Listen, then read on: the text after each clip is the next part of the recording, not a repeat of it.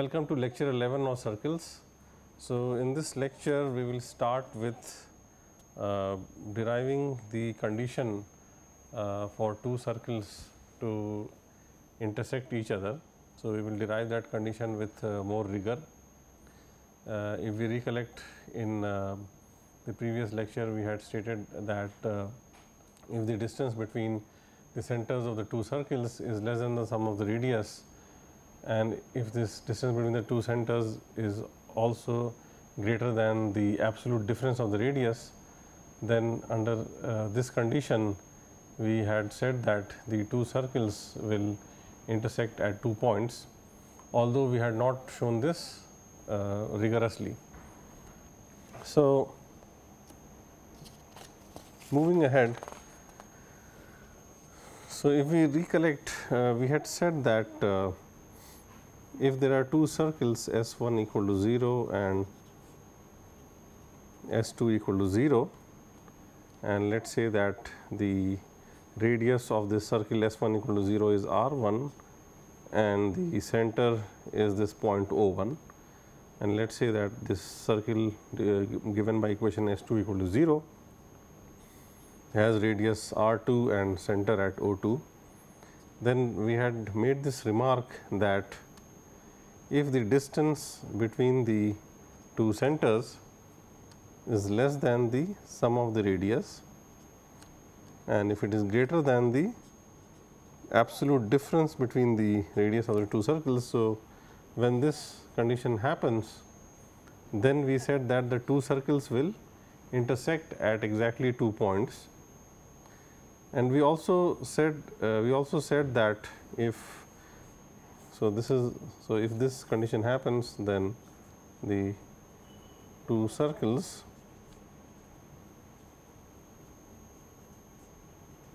intersect at 2 points. We also said that if the distance between the two circles is equal to the sum of the radius, then the two circles touch each other externally at exactly 1 point. We also said that if this distance between the centers of two circles is equal to the absolute value of the difference of the radius, then in that case the two circles touch each other internally. So, we had also explained this through examples. So, we had drawn circles and shown how these conditions can arise, but we had not proven these statements formally or rigorously. So, we will try to do that now.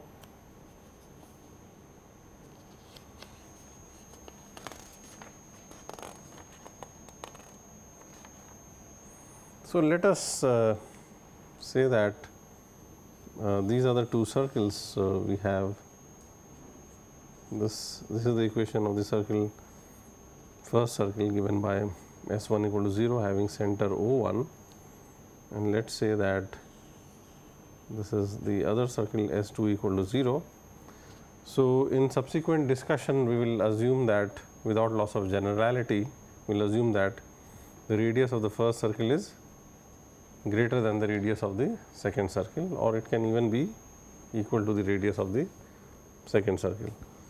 Let us denote the center of the second circle by O2,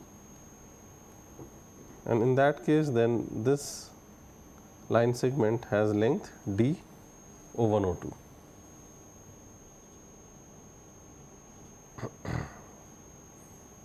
This is one of the points where these two circles touch. We will denote it by P, and we will connect O1 and O2 to this P. Now, let us try to examine what happens if, or let us say under which conditions will it so happen that these two circles will touch each other at exactly one point. So, if we also again recollect our previous lectures, then let us say that the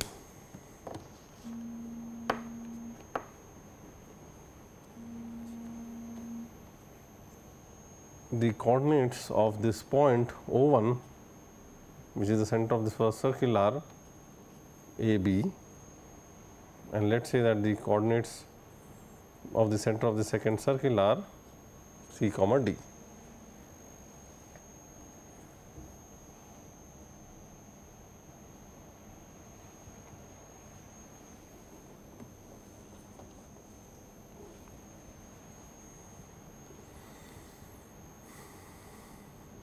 Then the length of O1p is obviously R1, length of O2p is R2, and let us say that the coordinates of this point P are denoted by x and y, and then we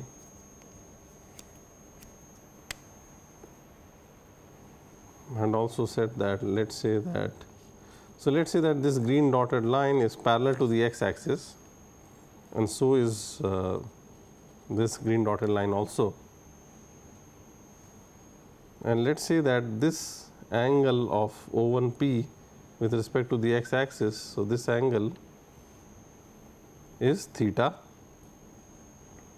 Similarly, the angle of O2p with respect to the green dotted line, let us say that it is denoted by phi.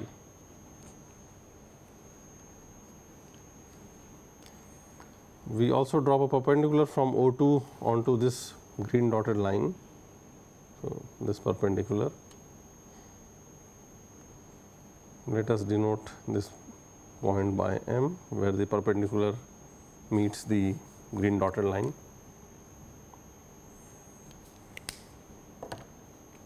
It is clear that if we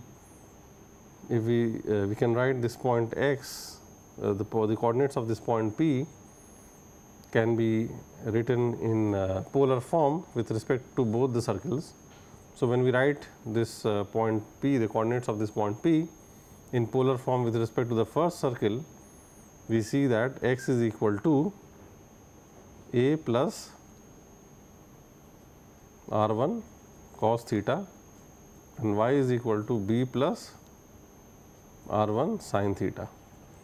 Similarly, x and y can be expressed in terms of polar form with respect to the second circle, in which case x is c plus r2 cos phi, y is d plus r2 sin phi. And now we can equate this and this equation and this equation, whereby we get that a plus r1 cos theta is equal to c plus r2 cos phi and b plus r1 sin theta is equal to d plus r2 sin phi. Now, because we have assumed r1 to be greater than or equal to r2, what we will do is that we will take this a onto this side. So, we get r1 cos theta is c minus a plus r2 cos phi and r1 sin theta is d minus b plus r2 sin phi, and now we can square this equation and this equation and add them up. So, when we square these two equations and add them up, we get r1 square cos square theta plus square of this left hand side, r1 square sin square theta equals the square of this plus the square of this, which is c minus, so the square of this thing, this term is c minus a square plus r2 square cos square phi plus 2 c minus a r2 cos phi, and then the square of this particular term here is d minus b whole square plus r2 square sin square phi plus 2 into d minus b into r2 sin phi.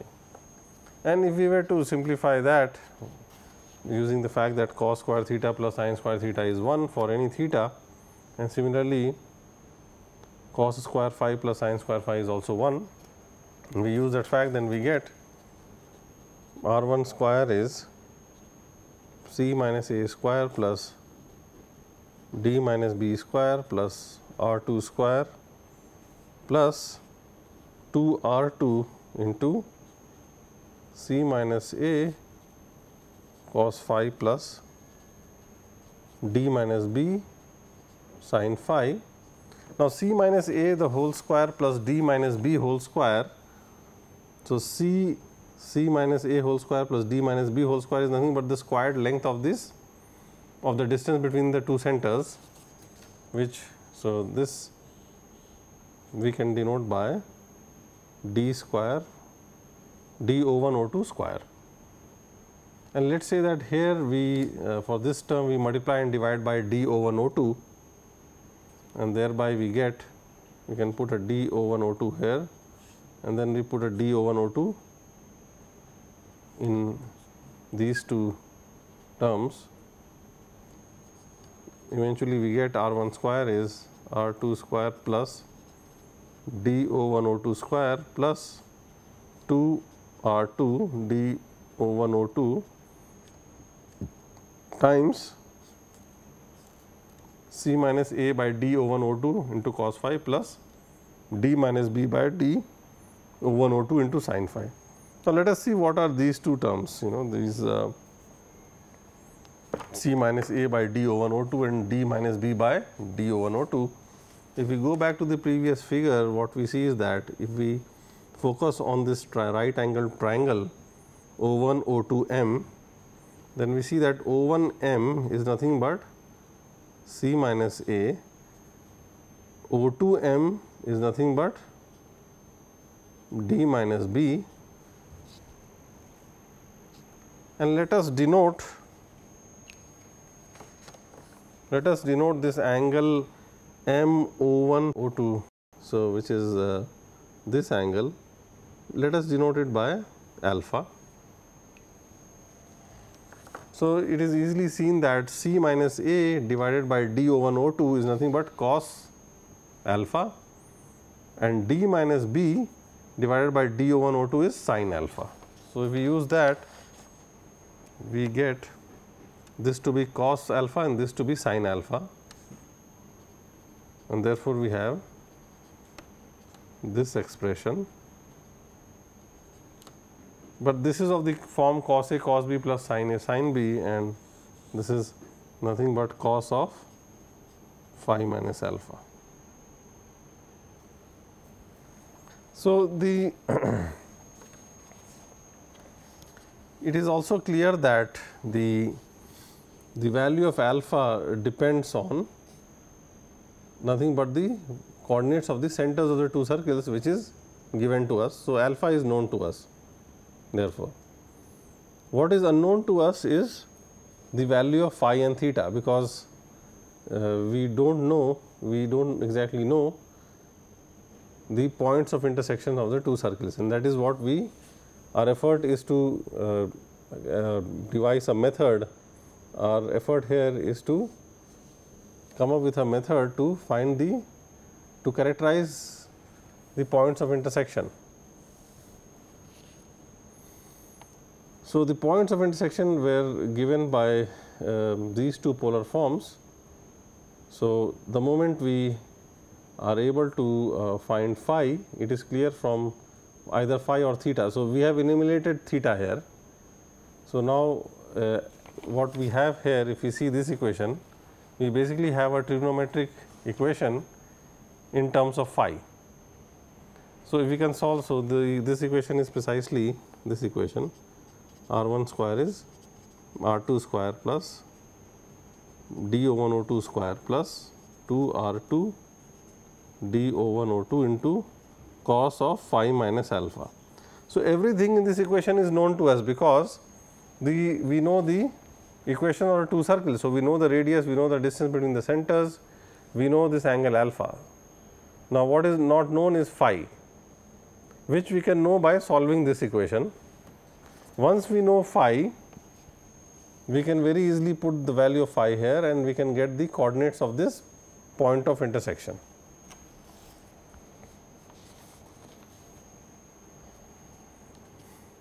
So, from this equation,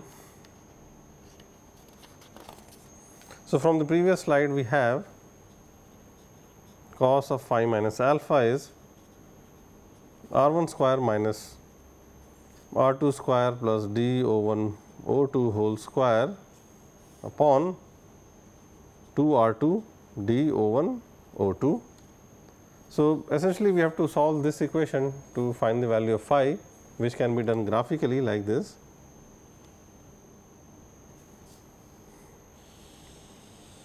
So, we will plot cos of phi minus alpha on the vertical axis versus phi on the horizontal axis, and the graph of cos of phi minus alpha might look something like this. So, let us say this is alpha.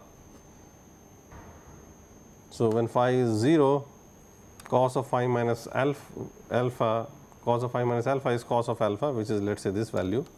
When phi is alpha, cos of phi minus alpha will attain its maximum value of 1. So, let us say we have something like this.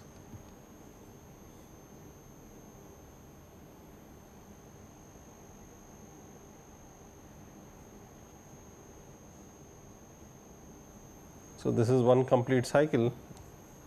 So, this value would be 2 pi,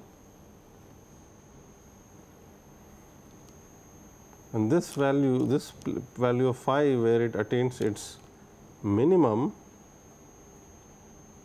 So, we see that when if we have phi equal to alpha plus pi, then cos of phi minus alpha is minus 1. So, which is the minimum possible value it can attain, and it will attain that at phi equal to alpha plus pi, which is this point.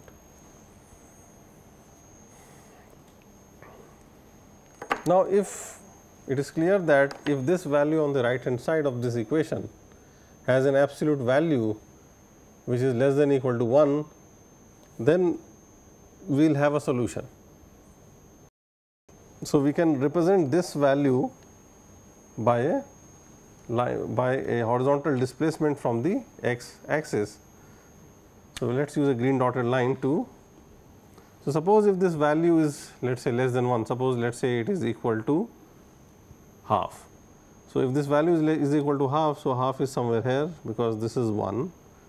So, this is half, and then corresponding to this value, which is let us say half, we will draw a dotted line which is parallel to the x axis and is displaced from the x axis by half. So, the places where this green dotted line is going to cut the curve for cos phi, because this green line is geometrically the equation of the line y equal to this value for this graph. So, obviously, wherever this green line is going to cut the curve for cos phi minus alpha, these two values will be equal, and therefore, in this case if this were to be half, then the two values of phi would be this value and this value. In fact, it is easily seen that as long as this value on the right hand side has a modulus value strictly less than 1, if the modulus value is strictly less than 1, then one can easily see that there will always be two solutions of phi, because of this complete one complete cycle here. There will be two different values of phi which will satisfy this equation, and that will happen if this right hand side has an absolute value which is strictly less than 1. For example, we took half and then we saw this and this were two different values of phi. However, if this, so that particular case where this right hand side has an absolute value less than 1 will correspond to the scenario where the two circles intersect each other at 2 points, at exactly 2 points. However, we see that if this right hand side were to be equal to 1, either 1 or minus 1. So, if this right hand side is equal to 1, then the green dotted line is something like this, in which case the green dotted line corresponding to this value of 1 touches this curve at only one place, exactly one place, which corresponds to phi equal to alpha, and therefore, the two circles will touch each other only at one place, which whose coordinates are given by, whose coordinates will be given by this equation, but with phi equal to alpha.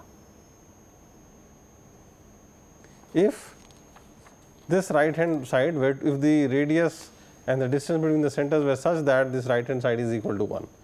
Similarly, when it is equal, when this right hand side is equal to minus 1, even then when it is equal to minus 1, then the green dotted line is something like this, and even in that case there is exactly one value of phi which satisfies this equation, which basically means that there is only one point x y corresponding to phi equal to alpha plus pi, where these two circles will touch each other. So, in this special case where this right hand side is equal to 1 or minus 1, we see that the two circles will intersect each other at only one point, which basically means that they will touch each other at one point.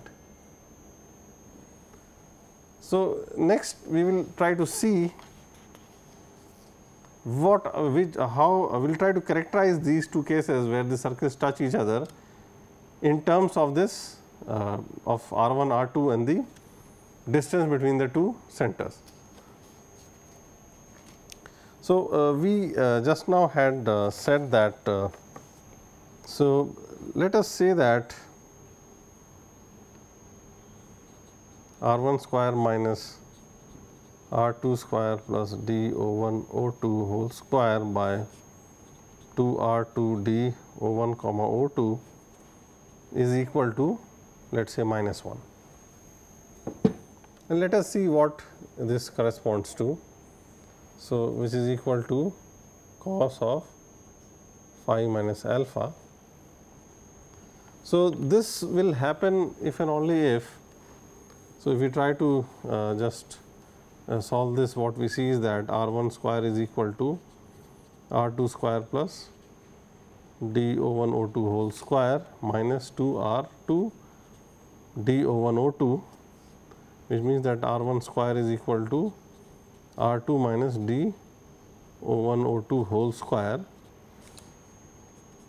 and this implies that R1 is either equal to R2 minus d O1 O2 or R1 is equal to d O1 O2 minus R2.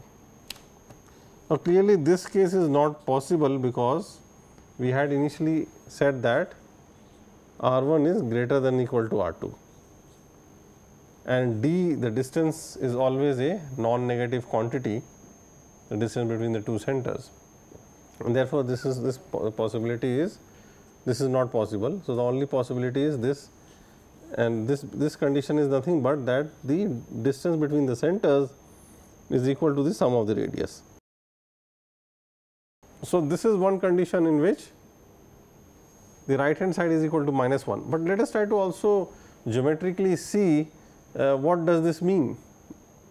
So, when the distance between the two centers is equal to the sum of the radius, this expression is minus 1, which means that cos of phi minus alpha is minus 1, or which basically implies that phi is equal to, so phi minus alpha is basically pi, or basically that phi is equal to alpha plus pi. So, what we have is that phi is equal to alpha plus pi. Now, if we go back to this figure, Let us see what it means when we say that phi.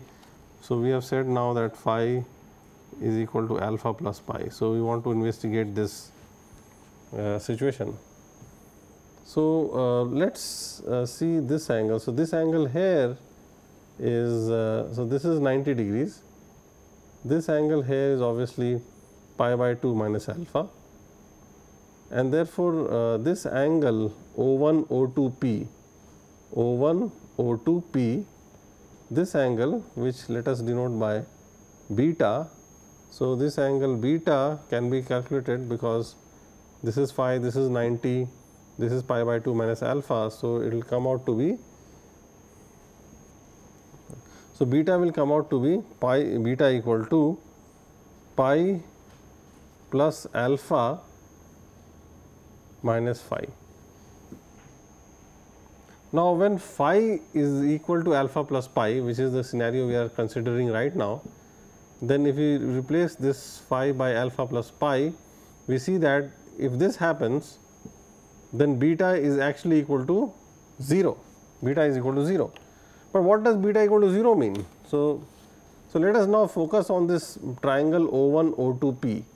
So, beta equal to 0 means that, so this angle beta is going to collapse to 0, which means that this point P is on this is this point P must lie on this somewhere in between the points O1 O2 on the straight line O1 O2. So, basically this triangle O1 P O2, so basically this triangle O1 P O2 becomes a straight line with the point P somewhere in between the points O1 and O2. So, this is what will happen when beta collapses to 0, when beta is equal to 0.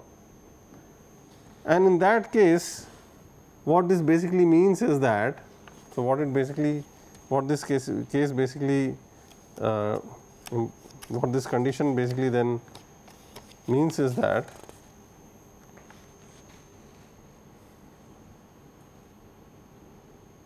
so we have O1 as the center of the first circle and we have O2 as the center of the second circle, and their point where they touch each other. So, these two circles touch each other at exactly one point, which is the point P, and this point P lies on the straight line joining the centers. This is what it means, and it lies somewhere in between the straight line joining the centers. So, in between O1 and O2. So, we have something like this.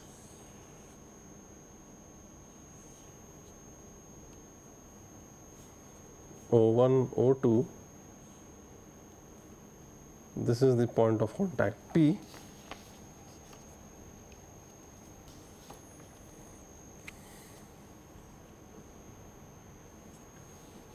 and further if we, let us say at P, if we draw a perpendicular, so at P we draw a perpendicular to this straight line O1 O2.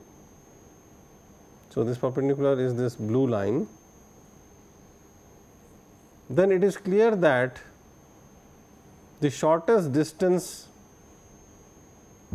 between any point on this blue line and this center O1 of the first circle will be the perpendicular distance from the center O1 to this straight line, and that perpendicular distance is obviously O1P, because we have constructed this line to be at 90 degrees to O1 O2, and because O1P is the radius of the first circle, this distance O1P is equal to R1.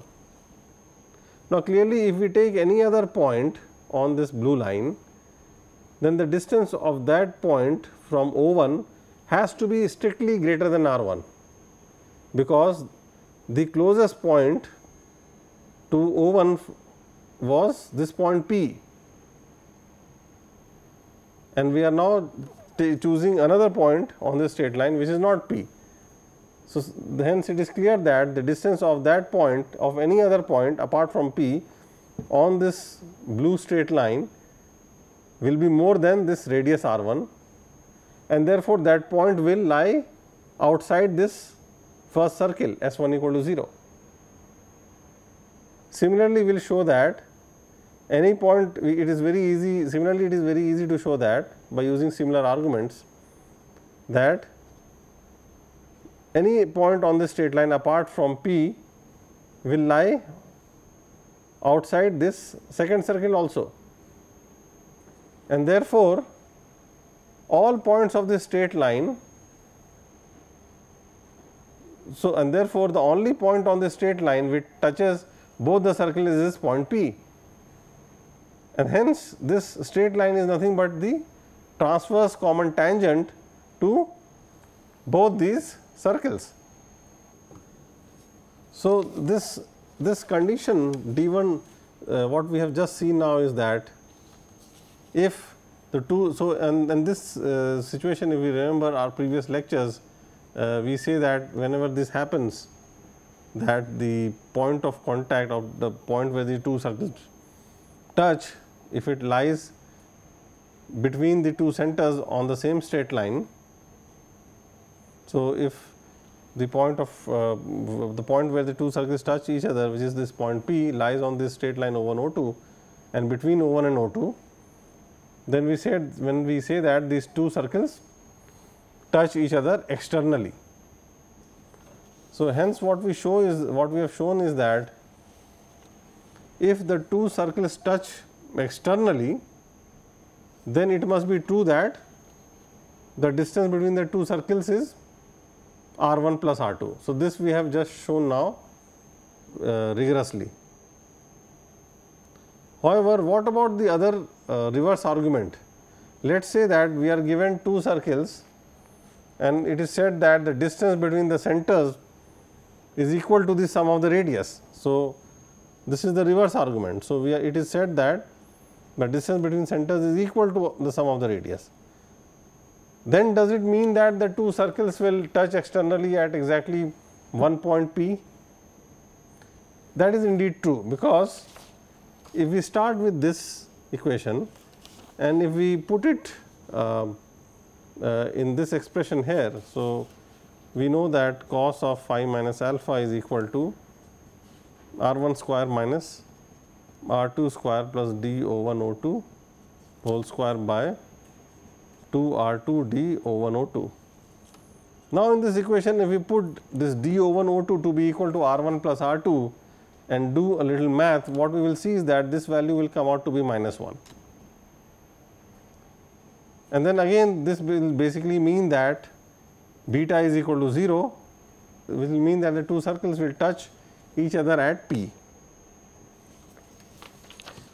It is not very difficult to also visualize this, because as beta goes to 0, what will happen is that this arm and this arm will both start coming towards the straight line joining the centers. But this can only happen if we move this circle outside slowly. So, when we move the circle outside, then what will happen is that this angle beta will start reducing till we have moved it so further that there is exactly one point where these two circles will touch.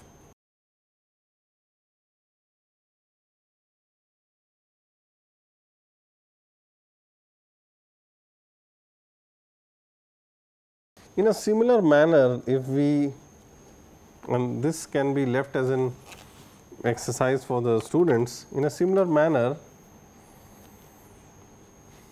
if we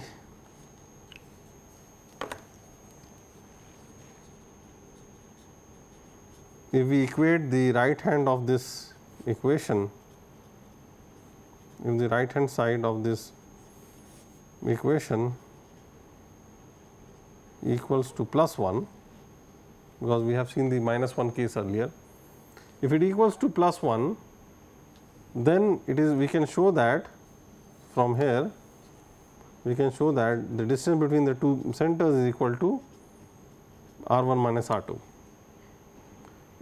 In our case, we have taken R1 greater than R2. So, therefore, this is in fact equal to the absolute difference of the radius.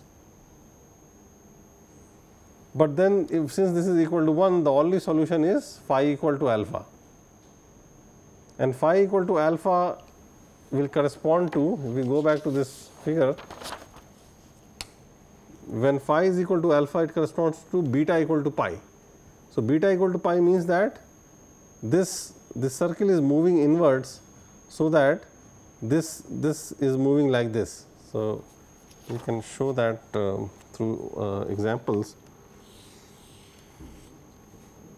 So, one scenario is when the circles are touching the circles are intersecting at 2 points, which is like this, in which case this angle is beta.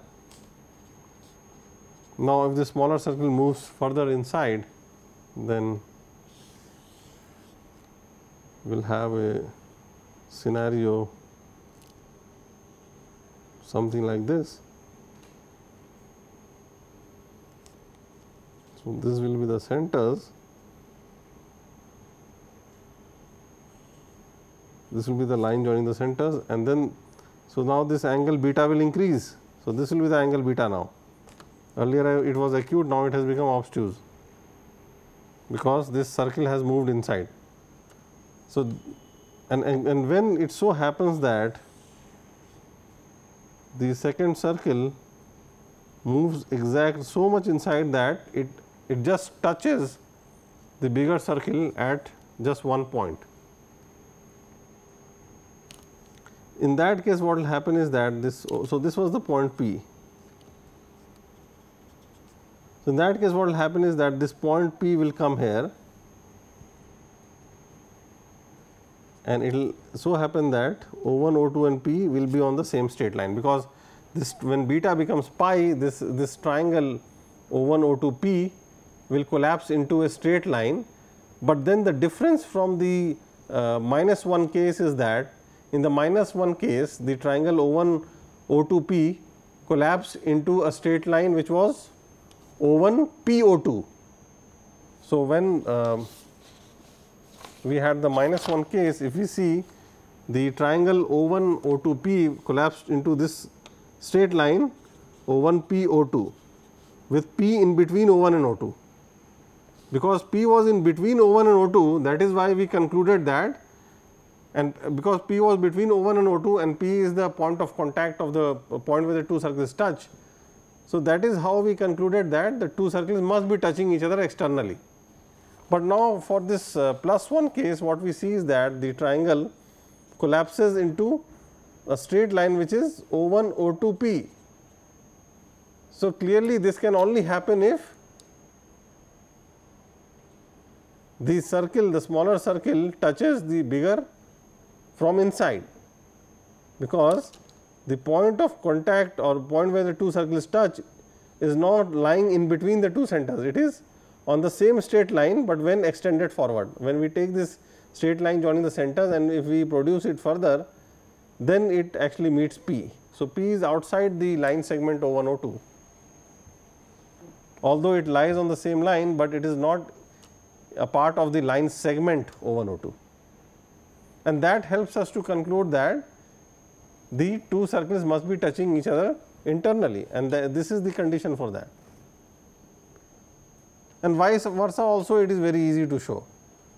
If we forget, if we just look at this equation, except we had put it to equal to 1, we had substituted this to be equal to 1 for the case where we wanted to see what happens, because we were interested in the two scenarios where we have only one solution, because when we have only one solution of phi, it basically means that the two circles intersect each other at only one place. Because if we go back to this slide, if we have different values of phi's, each different value of phi will correspond to a different point P, because if we change phi, then the x and y coordinates will change, which means that we get a different point of intersection. But we saw that in some special scenarios where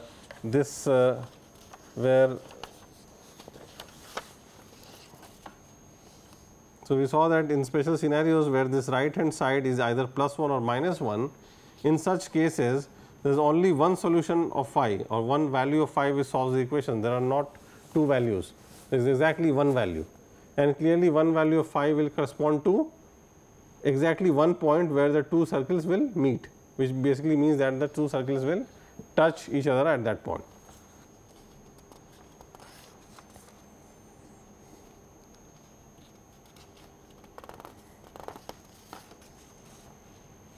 And then we can also, for this case, we can, if we start with this condition, if we start with this condition, then and if we put this value over here, then what we will see is that this right hand side will equate to +1.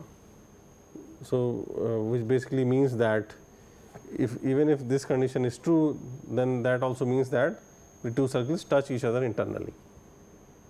So, what we have shown now is that if the distance is equal to the absolute difference, then the two circles touch each other internally, and just prior to that we had shown that if the two circles touch internally, if the two circles touch each other internally, then it must be true that d O1 O2 is equal to the absolute difference. And something similar we had shown for the case where they touch externally. And then we had also seen in our previous lecture that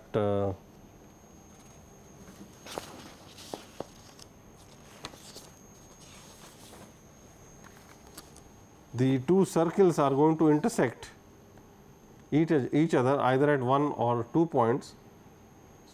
So, they will intersect at exactly 2 points if this right hand side has a magnitude which is less than 1.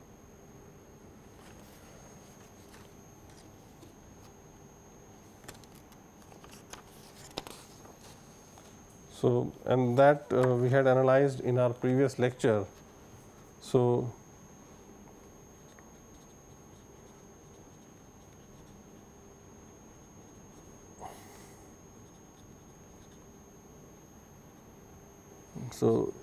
if the magnitude is less than 1, then the two circles intersect at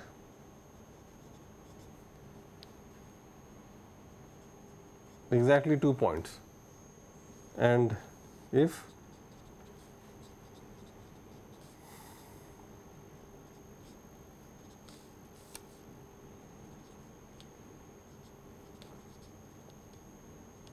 this value has a modulus equal to 1, then two circles touch each other.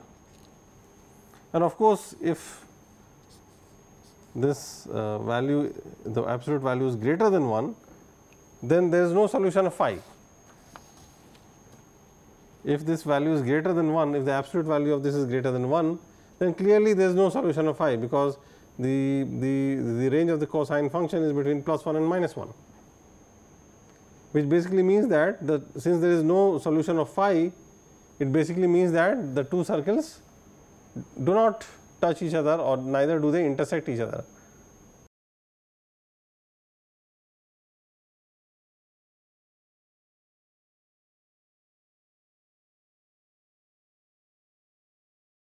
The two circles do not intersect.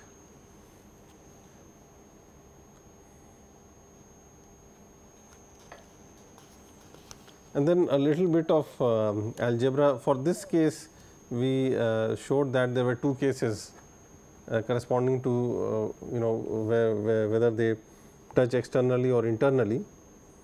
And then this particular case is not very difficult to analyze, and I think in the previous lecture we had said that if d O1 O2 is less than R1 plus R2, and if it is greater than the absolute difference, so this this first case over here is exactly equivalent to this condition. So, we take up a little example just to illustrate what we did, what we have so far done in this lecture. So, let us say that we have two circles.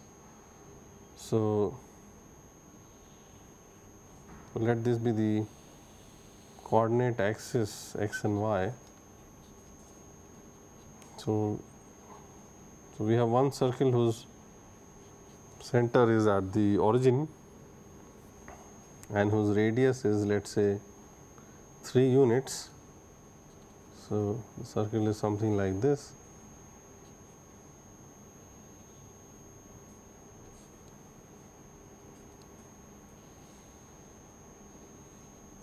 So, this is the first circle, and let us say we have another circle S2 whose center is at this point, which is 5, 0, and whose radius is also, let us say, 3 units. So,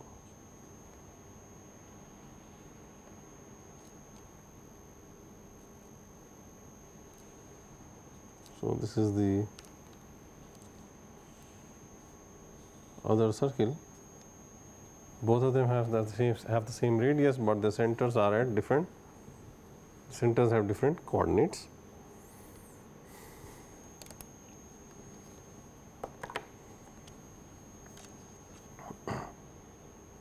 So, they intersect at these 2 points P and Q, and if we were to write down, so for these two triangles, this is O1, O2 and this is P. So, this is the triangle O1, O2, P that we get.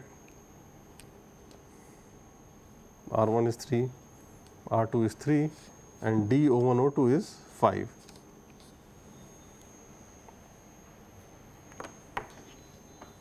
So, in this case, for this case what we will get is that if we follow the same analysis that we had done for the general case, then what we will get is that cos of phi minus alpha will be equal to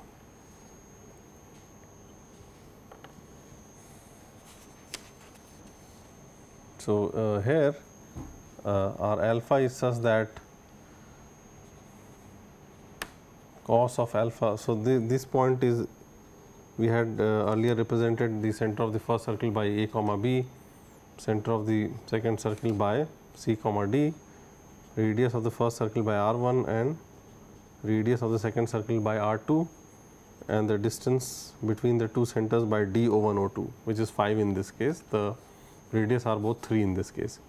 AB is the origin, CD is 5, 0. Cos of alpha was C minus A by D O1, O2, which for this particular example is going to be C minus A is 5. So, 5 upon 5 will be 1. So, cos alpha is 1 and sin alpha is clearly 0, because sin alpha was D minus B upon D O1, O2. So, that is what we have for this example. And cos of phi minus alpha was, we had the equation that it is equal to r1 square minus r2 square plus d O1, O2 square by 2 r2 d O1, O2. So, this will be equal to 3 square, which is 9, minus 3 square plus 5 square by 2 into 3 into 5, which will come out to be equal to minus 5 by 6. So, and then what we can do is that we can go back to our graph. So, of course, from here we also see that since cos alpha is 1 and sin alpha is 0, it follows that alpha is nothing but equal to 0 degrees, and therefore, cos phi minus alpha is nothing but cos phi itself. And to find this solution, or basically now that we want to find the coordinates of these 2 points, what can simply be done is that we have to draw a green horizontal line with a displacement of minus 5 by 6 from with respect to the x axis, but parallel to it. So, that is going to be something like this. So, this is 5 by 6 on the negative side. So, we see that this minus 5 by 6, this horizontal line minus 5 by with at a displacement of minus 5 by 6 from the x axis and parallel to the x axis cuts or intersects this curve for cos phi minus alpha at 2 points, and therefore, these are the two solutions of. So, these are the two values of phi, which will give us cos of phi equal to minus cos of phi minus alpha to be equal to minus 5 by 6. So, therefore, for this case what we have is that phi minus alpha will be equal to, so there will be two values. So, because it is minus 5 by 6. So, and in this case alpha equal to 0. So, we have to basically find the solutions to this equation cos of phi equal to minus 5 by 6.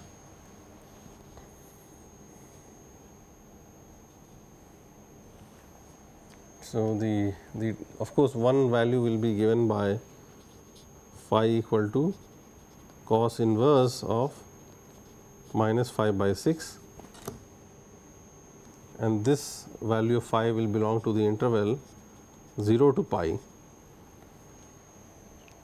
So, this first phi angle is essentially this angle. So, this is equal to cos inverse of minus 5 by 6, which belongs to, which is between 0 and 180 degrees, and the other value of phi will be equal to 2 pi minus this first value. So, let this be phi 1, this be phi 2, because we saw that there will be two solutions. So, we will denote this one by phi 1 and this one by phi 2. So, phi 1 is equal to cos inverse of minus 5 by 6. So, and phi 2 will be equal to 2 pi minus cos inverse of minus 5 by 6. And this angle 2 pi minus cos inverse of 5 by 2 pi minus cos inverse of minus 5 by 6 is nothing but, let us draw with so this other phi 2 corresponds to this value here, and that I will denote with this. So, that will basically correspond to this angle. So, from this line to all, starting from here all the way till this line. So, this angle in green is nothing but 2 pi minus cos inverse of minus 5 by 6, and as we can see this phi 2 will correspond to. So, now if we, so now basically by using these different values of phi 1 and phi 2 and using the polar representation of the point where the two circles touch, we know that x is equal to c plus r2 cos phi. So, let us say phi 1, and y is d plus r2 sin phi 1. So, when we put phi equal to phi 1 in the polar form, we get these 2 points. Let us denote them by x1, y1. So, this will correspond to, so phi equal to phi 1 will correspond to this point P, because this angle is phi 1 basically. So, this is phi 1, and this other angle shown in green is phi 2. So, the coordinates of this point P, which is this point, is x1 comma y1, which will be given by this equation, and this is not very difficult to calculate because we know all these values here. We already know phi 1, we know R 2 is equal to 3, we know that C is equal to 5. Similarly, we know D is equal to 0, R 2 is 3, and since we know phi 1, we can compute sin phi 1. So, we can basically compute the coordinates of this point. Similarly, to calculate the coordinates of this point Q, which let us denote by x 2 y 2. So, the coordinates of this point Q x 2 comma y 2 can be calculated in a similar manner, but it is just that instead of phi 1 we will have phi 2 there, where phi 2 is 2 pi minus cos inverse of minus 5 by 6. So, to be precise, we will have x 2 equal to C plus R 2 cos phi 2, and y 2 will be equal to D plus R 2 sin phi 2, where phi 2 is this angle. So, this was just a simple illustration of how we can use the techniques developed in this lecture to the technique that we developed was first used to essentially rigorously prove the conditions under which the two circles touch each other at exactly one point, and as a byproduct we also see that the same technique can be used to find the coordinates of the point of intersection of these two circles. And although in this example alpha was equal to 0, but in general alpha need not be equal to 0, but even in that case it is not very difficult, because what we will instead get here is that so instead of this phi here we would have had phi minus alpha, here we would have had phi 1 minus alpha, and here we would have had phi 2 minus alpha. So, if alpha was not 0, then the solution would have been phi 1 equal to alpha plus cos inverse of minus 5 by 6, and phi 2 equal to alpha plus 2 pi minus cos inverse of minus 5 by 6. So, in the next lecture we will start a new topic called family of circles, which will be something similar to what would have been discussed in the topic on family of straight lines. Thank you.